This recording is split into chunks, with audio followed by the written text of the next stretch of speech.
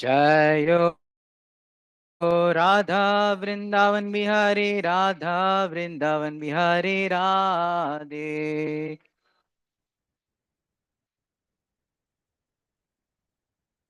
जय हो राधा मदन मोहन ललिता देवी राधा मदन मोहन ललिता देवी।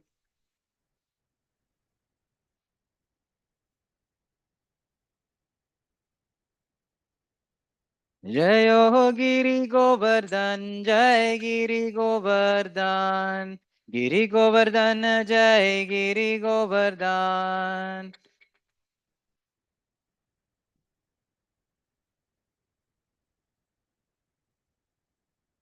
जय हो गौरानिताय जय गौरानिताय गौरानिताय जय हो गौरानिताय।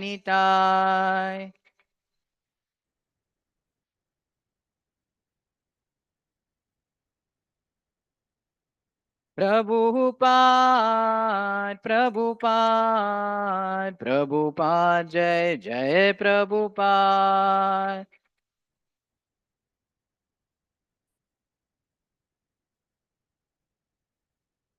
निताय गौर हरि बोल हरि बोल निताय गौर हरि बोल।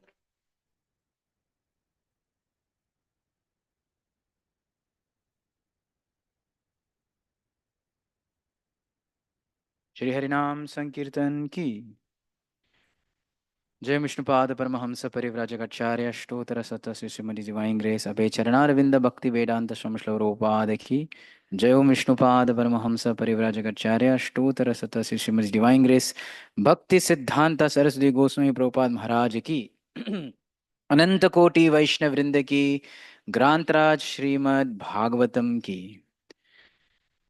ओम नमो भगवते वासुदेवाय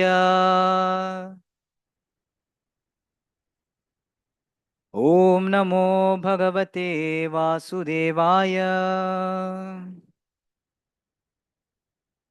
ओम नमो भगवते वासुदेवाय।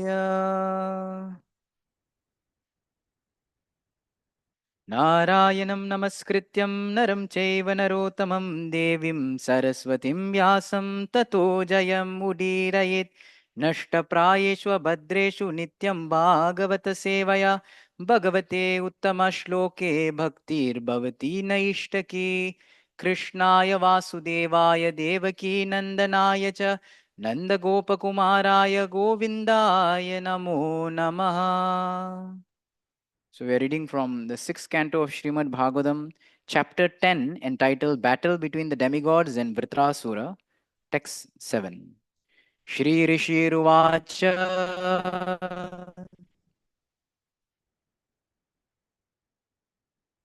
Dharmam Vashrotu Kamena Esha Priyam Atmanam त्यजन्तं सन्त्यजाम्यहम्। श्रीऋषिरुवाच धर्मं वप्स्नोतु कामेन यूयं मे प्रत्युदाहृता एष प्रियम् आत्मानं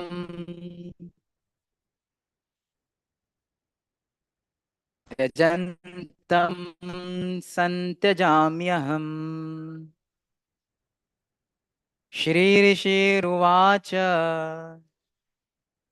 धर्मं वप्स्रोत्युदाहृता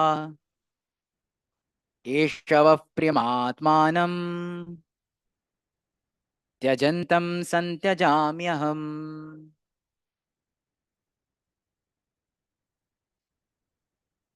श्रीऋषिर्वाच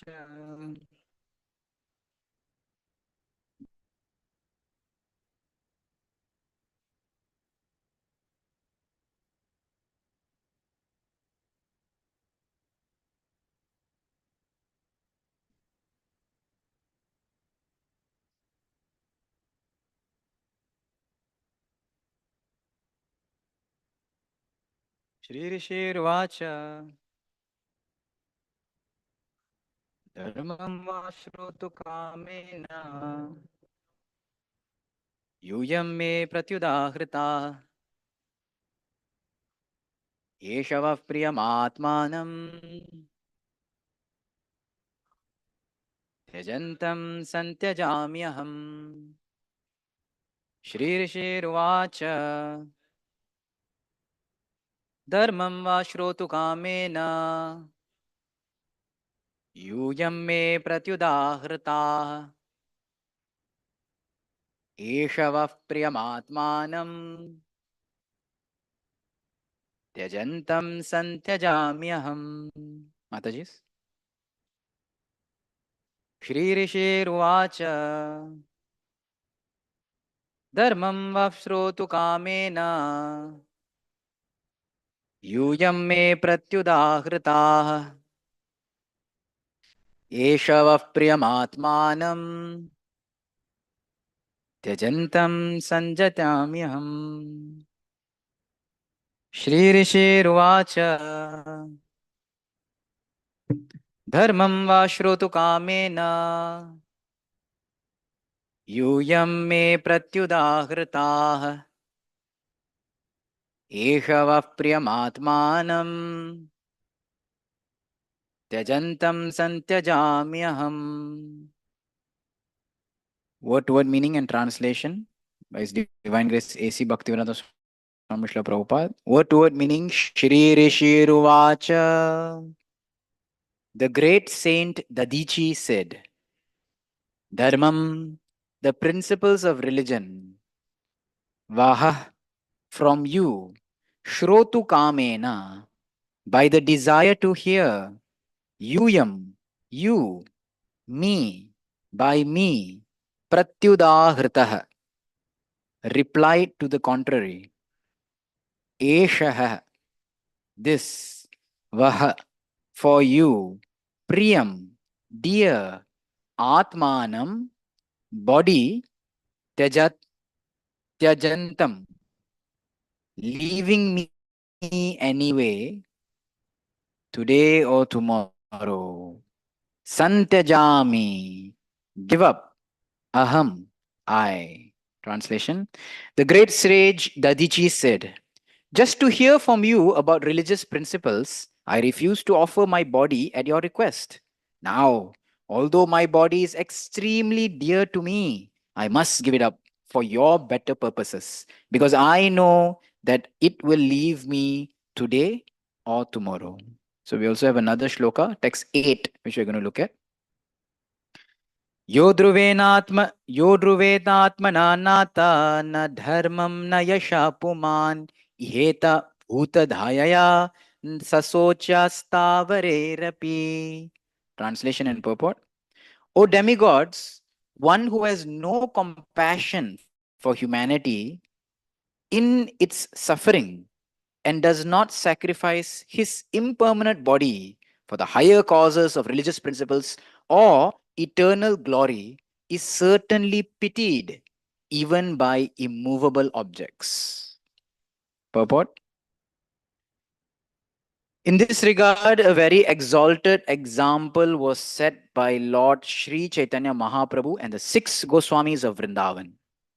Concerning Sri Chaitanya Mahaprabhu, it is said in Srimad Bhagavatam, 11th canto, 5th chapter, 34th verse, Tyaktva suduschaj surepshita rajalakshmim dharmishta aryavachasa yadagadharanyam maya mrigam daitagipsitamanvadavat vande mahapurushate charanaravindam.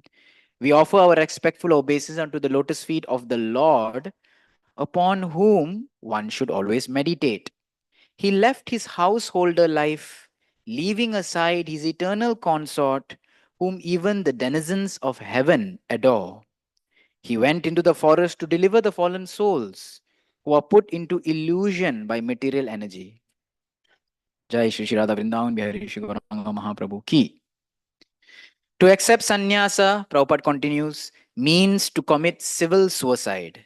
But sannyasa is compulsory, at least for every Brahmana, every first class human being.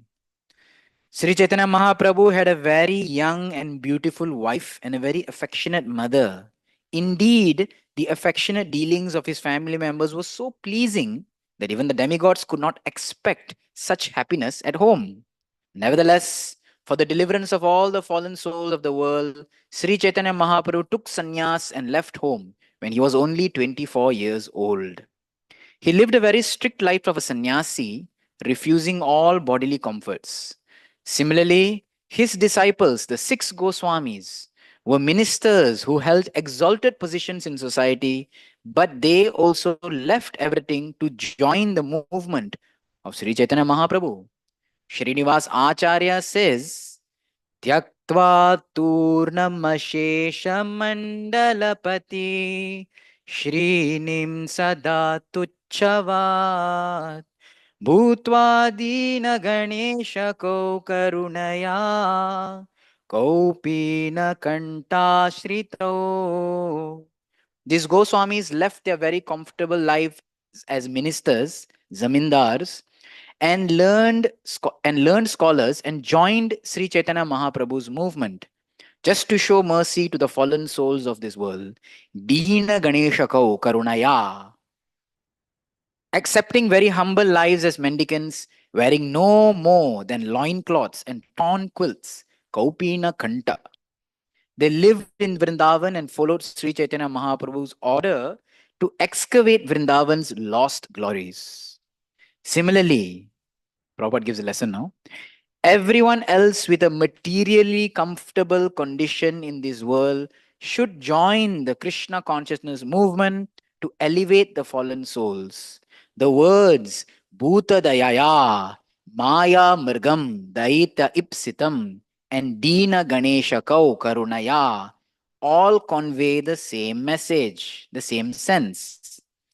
These are very significant words for those interested in elevating human society to a proper understanding of life. One should join the Krishna conscious movement, second time Prabhupada saying, following the examples of such great personalities as Sri Chaitanya Mahaprabhu, the six Goswamis, and before them, the great sage Dadichi. Instead of wasting one's life for temporary bodily comforts, one should always be prepared to give up one's life for better causes. After all, the body will be destroyed. Therefore, one should sacrifice it for the glory of distributing religious principles throughout the world. ॐ ज्ञानतिमिरन्दस्य ज्ञानाञ्जनशलाकया चक्षुरुन्मिलितं येन तस्मै श्रीगुरवे नमः. नमो विष्णुपादाय कृष्णपृष्ठाय भूतले श्रीमते भक्तिवेदान्तस्वामिनिति नामिने. नमस्ते सारस्वती देवे गौरवाणी प्रचारिणे निर्विशेषशून्यवादी पाश्चात्यदेशतारिणे. जय श्री कृष्ण चैतन्य प्रभु नित्यानंद श्री अद्वैत गदाधर श्रीवासदि गौर भक्त वृंद. हरे कृष्णा कृष्ण कृष्ण हरे हरे, हरे राम राम राम हरे हरे. मुखं करोति वाचलं पंगुं लंगायते गिरिं यत्कृपातमहं वन्दे श्रीगुरुदीनतारिणं परमानन्दमाधवं Sri Chaitanya ईश्वरम्. Hare Krishna. So welcome devotees all to today's Srimad Bhagavatam class. Seek the blessings of all the assembled devotees that we can discuss something about this two verses that we have here. So I'll just read the translation of both verses again. The great sage Dadichi said, just to hear from you about religious principles, I refuse to offer my body at your request. Now, although my body is extremely dear to me, I must give it up for your better purposes, since I know that it will leave me today or tomorrow. O demigods, one who has no compassion for humanity and its suffering and does not sacrifice his impermanent body for higher causes of religious principles or eternal glory is certainly pitied even by immovable beings. So, We have entitled this class as Service Above Self. This, anyone knows actually the motto of the Rotary Club, right? Service above self. Since the 1930s, they've been having this. They have been changing some mottos, but eventually it stuck to service above self, right? So let's discuss a little background of what we're seeing. The demigods, especially Indra, he had been advised to approach Dadichi Rishi, Dadichi Muni, for his bones. Why? So that he can fashion a weapon to kill the demon Vritrasur. Initially, Dadichi declines. He says to him, body is so dear. How can you ask for something is so dear? Isn't it? If you have only 100 rupees, someone say, can you give me 100 rupees? You'll be like, "Ah, can I at least give 50 rupees? Something for me? No, na tera, na mera, something like that. But like, everything you're taking? So he said, everything. So here Dadichi was seemingly declined his request in the initial stages. But after hearing the pleas of the demigods, the prayers of the demigods, the explanations of the demigods, now Dadichi joyfully gives it up. So here Dadichi is saying, Dharmam vah shrotu kamena. Shrotu kamena. I had a desire to hear dharma from you. That's the only reason I said no in the beginning. Okay. So he's saying like that. But Srila Vishwanath Chakravarti Thakur, in his purport, he writes, actually Dadichi was being sarcastic. Dadichi knows that the demigods had nothing good dharma to teach him, right? He was just being sarcastic. He was saying that, yeah, just to hear dharma from you, I said no, right? So I have not heard about dharma actually, just some fancy words. Anyway, I will state my desire. So it's like that, no? Sometimes sarcasm, no? When someone says that, Prabhuji, pakka tomorrow morning I'll come for Mangalarti. Yeah, every day you come anyways, isn't it? It's sarcasm. The person doesn't come, but we say like that. So here Dadichi is saying that, yeah, you speak about dharma, that's the reason. So in today's class, we like to discuss 2 points. One is one is on the topic of the body of greater good. How this body is perishable, impermanent, you know, short-lived, yet it can do greater good. The body of greater good. And the second point we're going to talk about, which is most of the class, we're going to discuss about the act or the art of giving, or the act or art of sacrifice. Okay. So let's look at the first point, the body of greater good. So all these shlokas that we are seeing here, these 2 shlokas, they speak about selflessness. They speak about thinking about others' welfare. They speak about sacrifice for the benefit of others, giving up for the temporary, for greater good. Right? If you think about it, these 2 verses is the perfect social workers' motivation.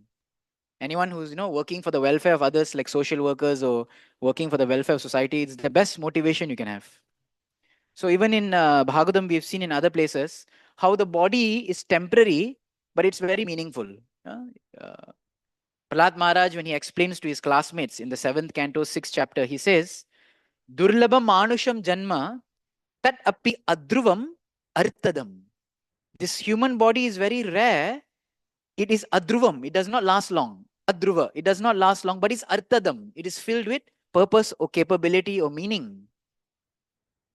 Therefore, even in the 11th canto of Srimad Bhagavatam, chapter 29, which talks about the glories of Bhakti Yoga.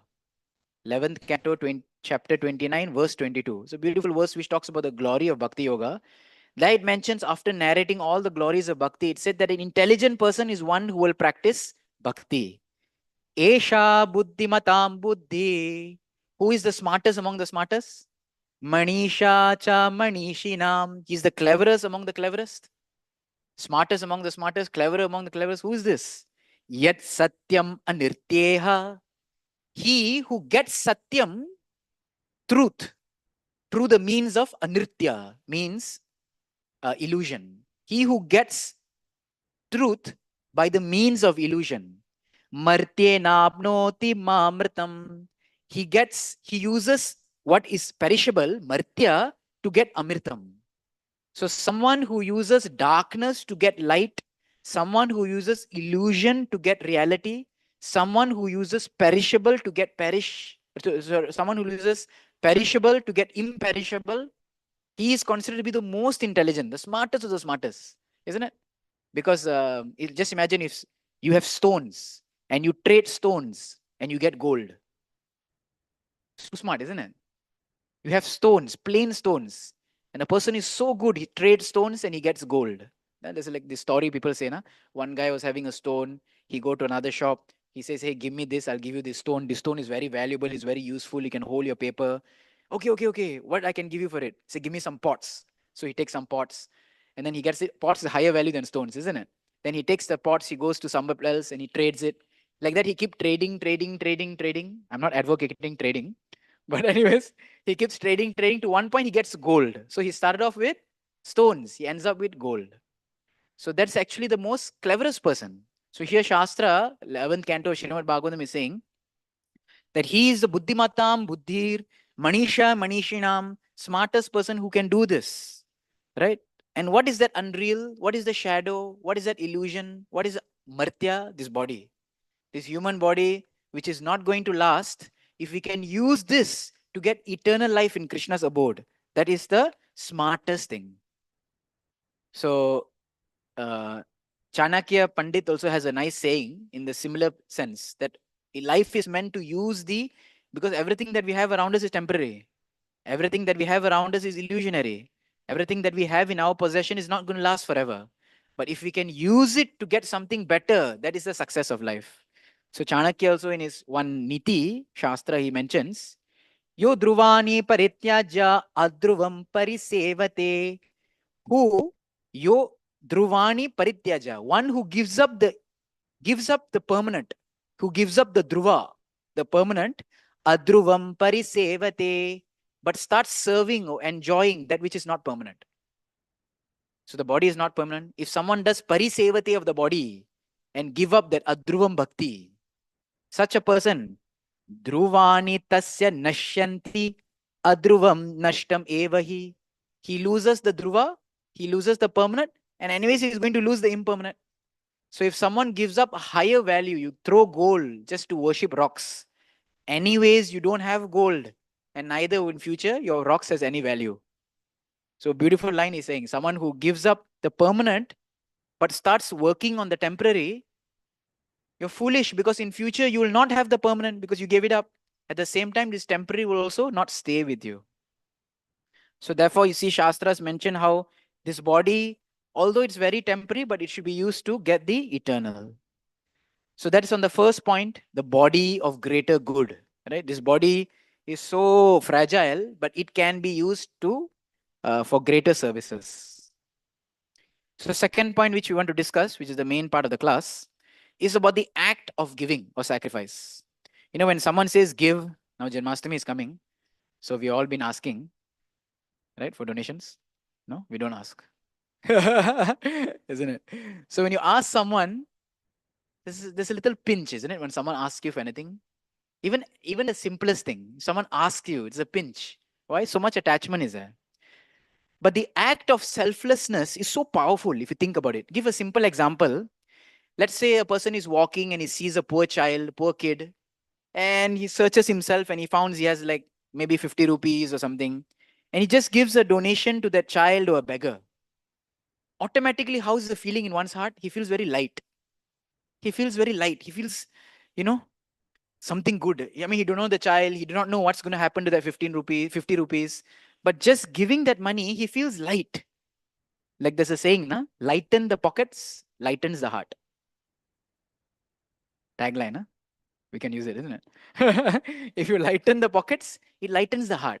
It's a natural principle. Anyone who has this experience, sometimes when we travel on train, we carry some extra prasadam, which we cannot eat.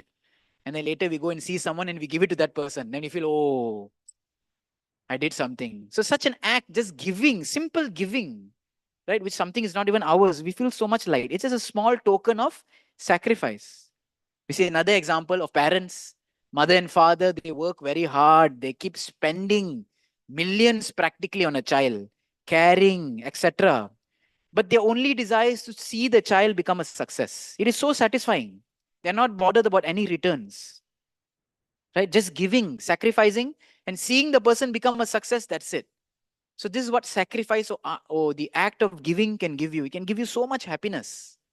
There's a very famous author, theologian, philosopher, in America. His name is Michael Novak. He writes many books about theology, religion. Mostly he speaks about Catholic and Christianity. But anyways, very interesting.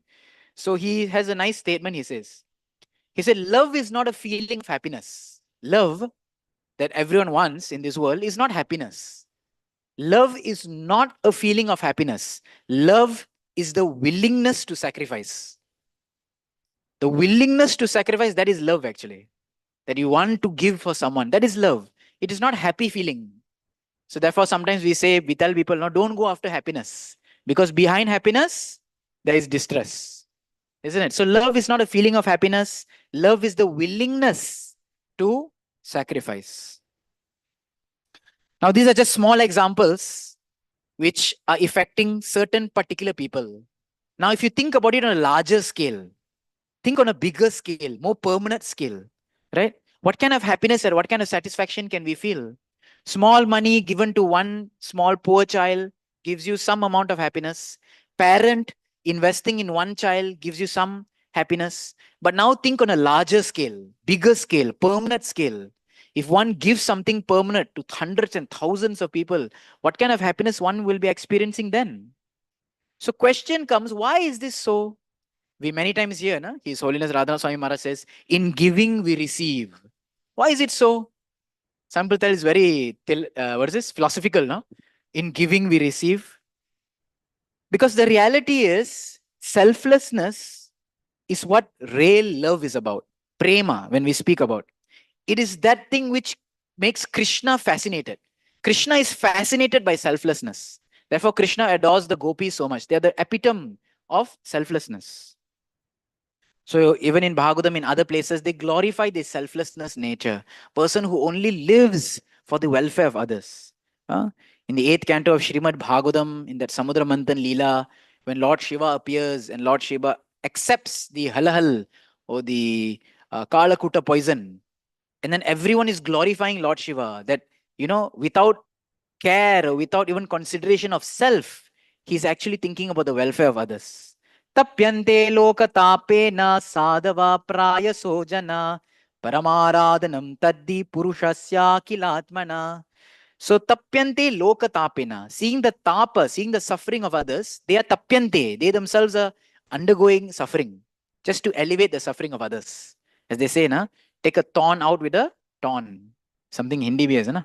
Kata kate say something, isn't it? So you take a thorn out with a thorn. So someone's suffering can be elevated by we ourselves going through some willingness or willful suffering or sacrifice in that sense. And this is the Parama Aradhanam. This is the highest form of worship to the Supreme Lord because it pleases Him. So in that purport, Srila Prabhupada is surcharged by emotions of welfare for the whole society. So in that 8th canto, 7th chapter, 44th purport, which we read just now, Srila Prabhupada writes 4 times, this is the best welfare activity, welfare activity, welfare activity, hearing this. So I'll just read that. Srila Prabhupada says, there are different kinds of welfare activities in this world, but the supreme welfare activity is spreading of Krishna consciousness. Other welfare activities cannot be effective, for the laws of nature and the results of karma cannot be checked. So trying to elevate others in a material level will only, you cannot counteract their karma in one sense. But giving Krishna consciousness, Prabhupada writes, is a supreme welfare activity. Then in that same purport, ahead Prabhupada writes, if one tries to spread Krishna consciousness all over the world, he should be understood to be performing the best welfare activity. Earlier Prabhupada says supreme welfare activity. Now he says best welfare activity. The Lord is automatically pleased with him. If the Lord is pleased with him, what is left for him to achieve? Then Prabhupada continues to say, the best welfare activity is raising people to the platform of Krishna consciousness. One purport, 3rd time Prabhupada saying. Okay. Since the conditioned souls are suffering only for want of Krishna consciousness. Then the 4th time now. All the Shastras conclude, therefore, that spreading the Krishna consciousness movement is the best welfare activity in the world. Again, best welfare activity. 3 times Prabhupada used the word best welfare activity.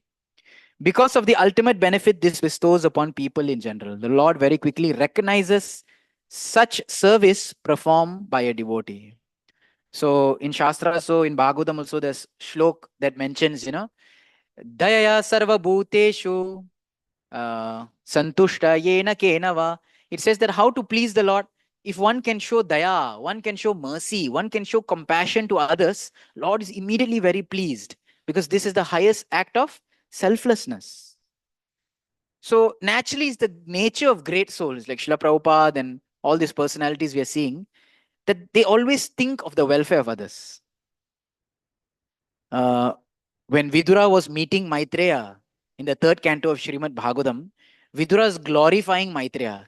He's telling Maitreya that, your personality, your existence, that you are moving around, that you're traveling, that you're speaking Krishna Katha or Bhagavatam is only for the welfare of others. You're not doing it for your own self-aggrandizement, isn't it? Nowadays, if someone calls you to speak for somewhere, you think that, what do I get from this? Is it, do I get some monetary return? Or do I get some fan following? Will you follow my social media account? Then I'll come. Isn't it? We always think of some perks. But here Vidura is glorifying Maitreya that your only impetus is to elevate others. So he glorifies him by saying, Janasya Krishnad Vimukasya Daivat Adharmashilasya Sudukkitasya Anugrahayeha Charanti Nunam Bhutani Bhavyani Janardanasya. Bhutani Bhavyani Janardanasya. On behalf of Janardan, you are traveling. And why are you traveling? You're enlightening people. But why to enlighten people? Oh, don't you know? Janasya Krishna Vimukasya Daivat. They have turned their face away from God. Such people. So when a person has turned the face away from God, what are they doing? Adharma Shilasya Sudukkitasya. They're doing all kinds of adharma activities. And therefore, just to show anugraha, mercy unto them, you are traveling. So, Srila Prabhupada, in this regard, in this purport, he says, no one has anything to do but render devotional service to the Lord. That is the only occupation. Therefore, any activity other than transcendental loving service to the Lord is more or less a rebellious action. It's interesting choice of words. Doing anything other than bhakti is a rebellion against the supreme will. Right? Being a rebel.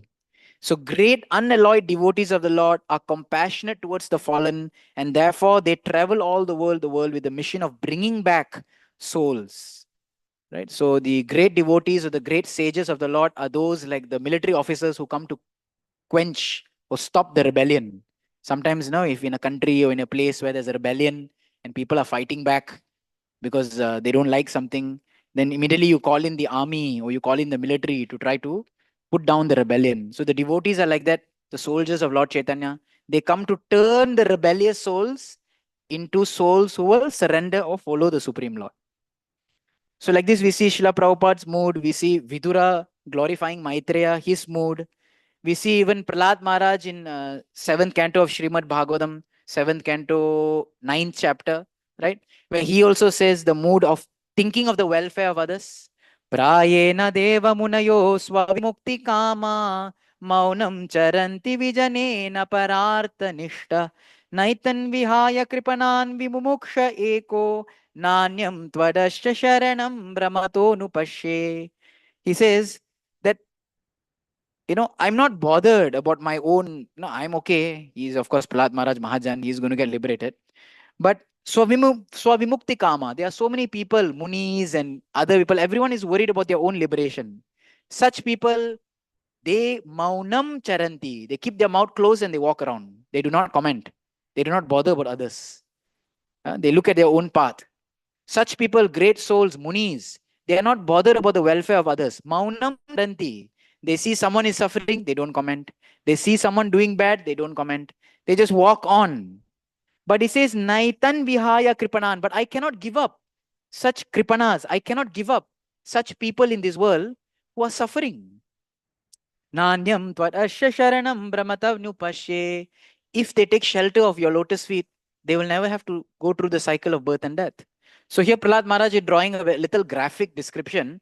Imagine if you're walking and you see someone got stuck in a car accident. And you walk by and it's like, oh, okay. Maunam charanti. You keep quiet and you walk by. Isn't it? Some people will even admonish us, saying it's cruel. If you see someone in difficulty, natural impulse is to help the person. Like one incident I can remember recently, we were in Vrindavan Yatra, and suddenly one of that auto rickshaws, we were coming on one side, opposite us, suddenly that vehicle flipped, turned over, and all the people inside, and they were little heavy people inside, and it flipped, and there was a Mataji and a husband and a daughter and son or something, they flipped. So immediately we from our vehicle, we were like 4 5 boys, everyone just bolted out of our vehicle, crossed the road and tried to pick up, and along pedestrians came, everyone. It was such a spontaneous thing, no one thought, no, can I carry, cannot carry. Actually, we could not carry. It was such a big size person. It was really difficult to carry. But natural impulse that if you see something in disaster, difficulty, one would go forward. Can do, can't do is a different thing, but natural impulse of the heart. So here, Prahlad Maharaj is admonishing the Devas, the Munis, that Maunam Charanti, how can you keep quiet and just walk by when people are suffering? He says, I can't. Vihaya Kripanan, I can't leave these people. Vimumukshu Eko, and just think about my own salvation. I can't do this. It is not my value system. So just see the great nature or the great compassion that personalities like, Srila Prabhupada, and here even Prahlad Maharaj is showing. And sometimes these great souls, out of great compassion, they try their best. They preach, they travel, they speak loudly, and sometimes even they have to speak a little harshly.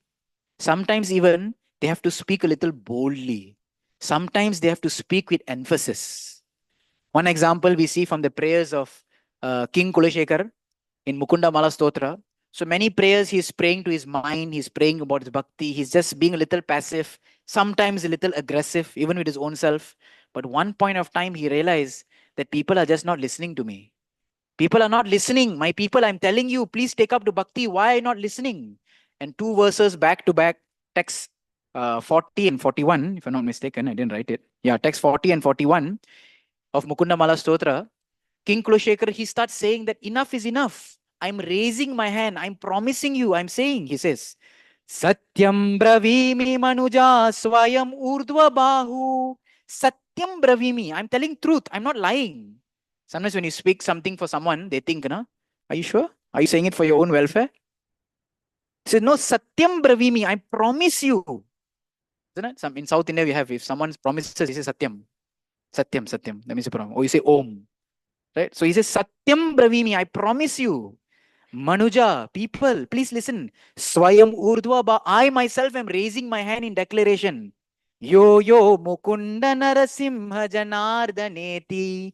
Whoever such people who takes the names of Mukunda, Janardan, Narasimha, please take the holy names of the Lord. Jivo japatyanudinam marane raneva.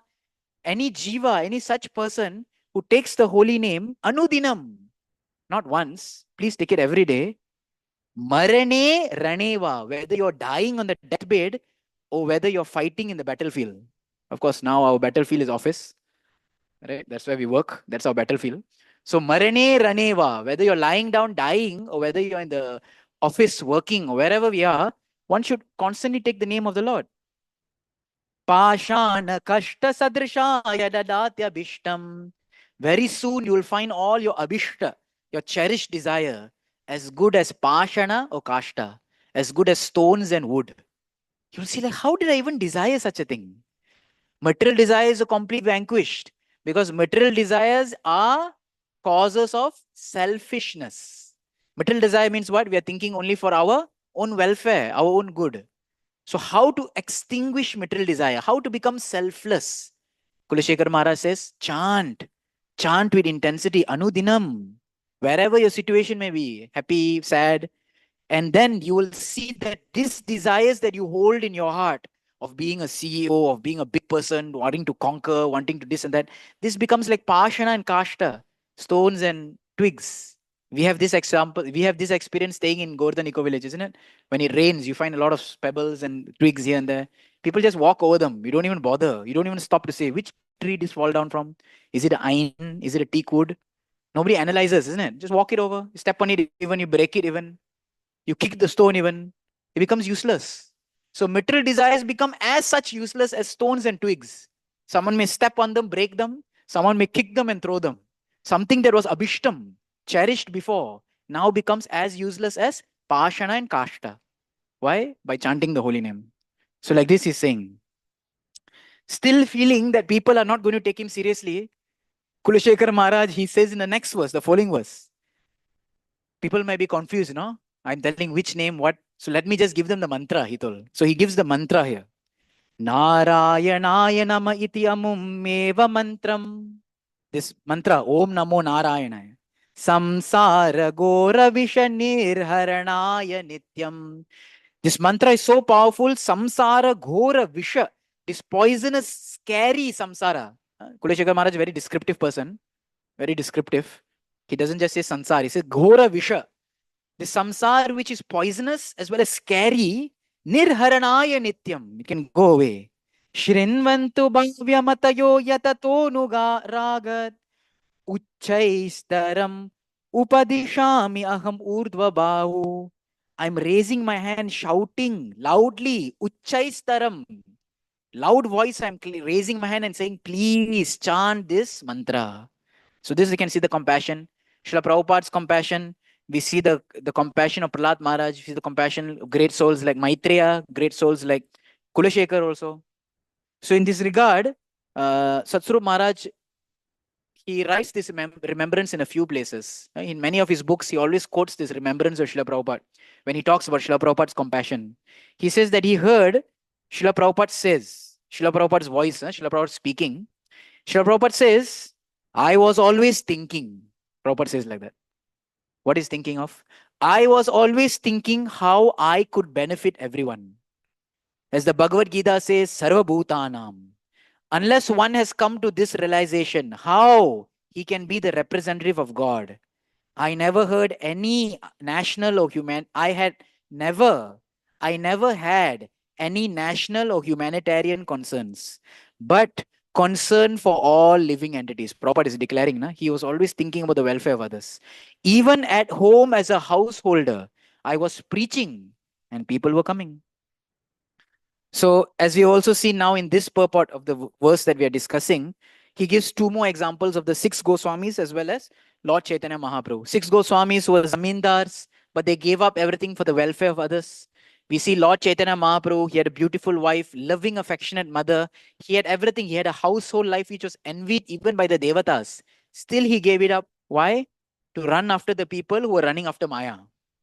Isn't it? To run after people who are running after Maya. Sometimes, if let's say someone is walking into danger, a blind man is walking and in front of him is a ditch. And you know when he's walking, he's going to fall down. And you see from far, what do? Nowadays, they'll take phone and take video. But if a person is blind and is walking, he's going to fall into the ditch. What we do generally, we were walking, we start running to that person to stop that person. Or if someone is walking backward, and is going to trip and fall, the person comes in front, he shouts, he holds him. So like that, Chaitanya Mahaprabhu, he was running. Why? Why he was running after? Because the souls were running behind Maya. The souls were running after their own destruction. Chaitanya Mahaprabhu was running after them to preach to them. This is the mercy of the soul, of the Lord. So we see how Srila Prabhupada sacrificed a lot. Srila Prabhupada sacrificed his own family life. Srila Prabhupada sacrificed his comfortable stay in Vrindavan. Things were going good, right? We see Bhakti Siddhanta Saraswati Thakur also. He also sacrificed a lot. He sacrificed his life, right? His erudition, his fame. He had very good opportunities, so much intelligence, but he sacrificed everything. He, in fact, was many times even, there was a death threat against him. Still, he continued. Vishleshla Bhaktivinoda Thakur, he also sacrificed so much. His position, his power, his fame, his erudition. The 6 Goswamis of Vrindavan, like we discussed, they sacrificed. Lord Chaitanya Mahaprabhu discussed, they sacrifice. And today, the current devotees in ISKCON, so much sacrifice. If you think about it, right? There are books and volumes of books that are written about the different yatras and different programs that are going on across the world. So many devotees have sacrificed in so many ways. Right? Just to bring Krishna consciousness to unfavorable places, unfavorable conditions, to unfavorable people. One can only imagine. So much sacrifice. And therefore, they are really pleasing, right? The Vartaman Acharyas and the Purva Acharyas, they're really pleasing the Supreme Personality of Godhead because it's not easy. So what is their motivation? What makes them do like this?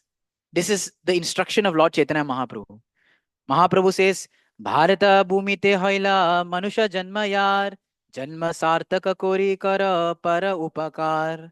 One who has taken birth in this land, Bharatavarsha, India, right? He should make his life perfect. He should make his life successful and work only for para upakar, for the benefit of others.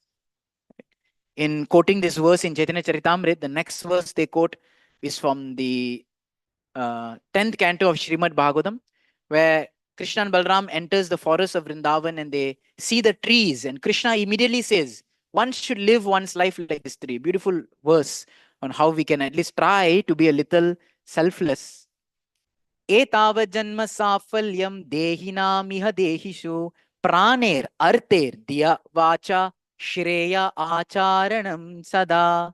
So one can use one's prana life. If one says that, no, no, no, my life is too dear, I'm not that selfless, no problem, lose one's artha, right? You can use one's money.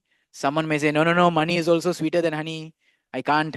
I want to keep my money. I want to keep my life. No problem. Use one's dhiya, use one's intelligence. If you say, no, my intelligence is so crooked, it is always scheming how I can make more money and live a comfortable life. No problem. At least use one's energy, vacha, in Krishna's service. Shreya acharanam sada. One should always work for that nishreyasa, the topmost benefit. So in this way, we see that while the Vedas sometimes glorify great personalities because of their charity, great people, right? For the selfless act of giving money or giving any kind of donation, right? We see people like Ranti Dev, Shibi Maharaj. These are all great masters of charity. Sometimes the Vedas also speak about the masters of dharma, selfless people who uphold the truth, right? There's a shloka that recently we were discussing. It's called the Punya Jana shloka. Some people, maybe from their background, they have recited this in the morning. Punya, punya shlok, punya shloko nalo raja, punya shloko yudhishthira, punya shloko cha vaidehi, punya shloko janardana. These are glorifying four punya shlokas. Punya shloka means those who are fame people, those who have very good reputation. So these are dharmic people. For example, King Nala, the husband of Damayanti, Yudhishthir Maharaj, right? Personification of Dharma Maharaj. Vaidehi, king of the Videha, Janak Maharaj, very dharmic person. And Janardhan, Krishna, Yada Yada Hi Dharmasya, isn't it? Who's also dharmic. So Shastras glorify people who give charity. Shastras also, Vedas also glorify people who are very dharmic. But we can only see in the pastimes of Lord Chaitanya and the followers of Chaitanya Mahaprabhu another level of sacrifice, which is going out and giving, preaching or giving Krishna consciousness to the entire world. This is a height of it. The sacrifice or the charity done here is even greater, right? So we can also pray that we can try and assist at least. We may not be able to be so selfless to go out of our comfort zone to give praner, arte, diya, vacha. But at least when we see someone who's doing it, at least we should feel happy, Nandani, right? At the same time, we should try to assist them in their efforts, right? And take to the service of, thinking service above self, beyond ourselves. So I like to end with this beautiful prayer by Bhaktivinoda Thakur, this Kabhi Habe Bolo. So he sings, when I'll get taste for holy name, when I'll serve, when I'll this, when I'll that. And the very last verse, the culmination of everything, Bhaktivinoda Thakur prays with great feeling. He says, when will I have the desire or the ability to think about others' bad condition? He says, Kabe jibe daya hoibe udaya nija sukhi bhuli sudhina hridaya bakati vinoda kariya binaya Shri Aisha tahara koribe prachara. So he says that when will I have jiva daya? When will I have compassion for people? And hoibe udhaya, when will I think about elevating them? When will this thing born from my heart, jiva daya? Nija sukha bhuli. When will I forget my own happiness? Isn't many times, especially when things which are close to our heart, like sleeping, eating, we become selfish in these things. I need to sleep. I don't care about anyone. Phone silent mode. Hell with the world. I need to sleep. At least I'm like that. When eating, right? We are hungry. We go first with our plate. We forget. And if let's say there's only 5 items left of something, samosa or something, we said, "Ah, let me take two," isn't it? At least I'll eat happily. Other people cannot be happy. So when we come to such things of eating, sleeping, and things which are centered with the body, we tend to become very selfish. So here Bhaktivinoda Thakur is saying, Nija Sukha Bhuli. When will I forget my own happiness? Sudina Hurday. Right? With a very fallen and humble heart. Kate Vinoda Korea Binay. Being so humble will actually go from door to door, meekly, preaching, Koriba Pyar. Actually preach what you are asking to preach. So therefore, many times we ask, how to become humble. I want to become humble, right? We cannot externally fake it. But one means which Bhaktivinoda Thakur is teaching here is that at least if we extend ourselves, especially in the preaching mission of Lord Chaitanya, one will automatically be humbled because there's no success in it so easily, isn't it? There's a lot of effort, a lot of energy. And if you do not have a meditation or a heart to give, you won't last. So therefore, here Bhaktivinoda Thakur is teaching us with great humility, Dhante Trina Dari, as we heard, putting a straw within our teeth, going to people again and again, telling them, please chant. Again and again, going to them, please chant. Right? With this humility, we try to assist the mission of Lord Sri Chaitanya Mahaprabhu. So I'll just summarize what we shared today. That these verses, Dadichi Muni is speaking about service above self, is give up this body, give up the temporary to achieve the eternal. And the 2 points we discuss in this regard. The first point, we talk about the body of greater good. How this human body, although it is anitya, although it is adruvam, it is artadam, it is very meaningful. And the smartest of the smartest person are those who can use the temporary to achieve the eternal. Second point, we discussed about the art of giving or art of sacrificing. We saw that how on a mundane level, that the very simple act of giving charity or helping someone gives us so much sukham, give us so much tripti, satisfaction and pleasure. Now take it on a larger scale, bigger audience, permanent scale. How much more happiness will that give us? We saw that why the reason is because selflessness is intertwined with love. Just like Lord Krishna loved the gopis because of their selflessness. So then we saw in this regard an example of Lord Shiva. Okay, Lord Shiva Shankar, to save the whole world, to elevate the distress of others, he took distress upon himself. Right? And Prabhupada was saying best welfare activity. We saw how Vidura was glorifying Maitreya, that the only reason you travel is not that you want to see places. The only reason you travel is that you can elevate people who have turned their face away from Krishna. You try to turn it back. We saw Prahlad Maharaj saying that I don't want to walk alone, traverse alone for my own salvation. When I can see that people around me are suffering, how can I keep mum? How can I keep silent? No, I don't want liberation alone. I want to take everyone with me. We saw the great compassion of King Kulashekara, who out of great emotion and affection, he's raising his arms and promising people, please take to the chanting of the holy names every day. Your selfishness, which is born of material desires, that will become eradicated. And then we saw, uh, of course, the examples of the 6 Goswamis of Vrindavan, Tyaktva Turnamashesha Mandalapati, and also of Chaitanya Mahaprabhu. And lastly, we discussed how the Vedas may speak about great charitable personalities. The Vedas may speak about great dharmic personalities, but we can practically see in the pastimes of Lord Chaitanya and the followers of Lord Chaitanya how they take a step further by exemplifying this spirit of sacrifice through preaching Krishna consciousness all across this world. And the last, we saw a prayer by Bhaktivinoda Thakur, which we can try to imbibe, that when we can also forget about our own self-absorbed thoughts and at least develop humility through trying to extend ourselves, especially in assisting this mission of Lord Chaitanya of preaching Krishna consciousness all over the world. That I thank you all so much. Grantaraj Srimad Bhagavatam ki, Shla Prabhupada ki.